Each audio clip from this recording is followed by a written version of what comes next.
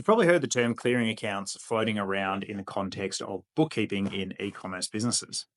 Now, clearing accounts are basically a way to make sure that you are getting paid the correct amount from the orders that have been placed, but doing it in a way that doesn't create a big hassle from a bookkeeping perspective. Now, there's bits of software out there that will send an invoice across to Xero for every single sale that has landed in a particular day.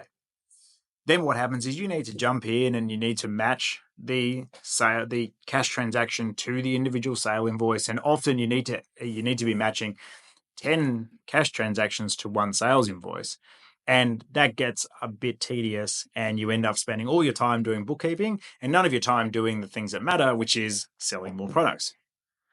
So, the way clearing accounts work is that usually the invoice comes across from a bit of software like A2X and is sent across in a daily batch that says, right, for today, we should have received $10,000 from PayPal. Then what happens is that invoice is paid against the clearing account.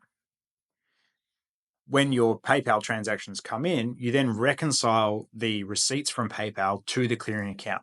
And the idea is that you've got a $10,000 invoice that comes in that says, hey, we should receive 10 grand for these orders. Then you have all the transactions that make up that 10 grand. More often than not, there's a few timing differences in that, but it is a pretty easy way or pretty simple way for you to reconcile, did I actually receive the amount of cash that I should have? And doing that in a way that doesn't create a ton of work from a bookkeeping perspective. Now, clearing accounts are a little bit to set up, and they work mainly when you have an integration like A2X bringing data across from Shopify.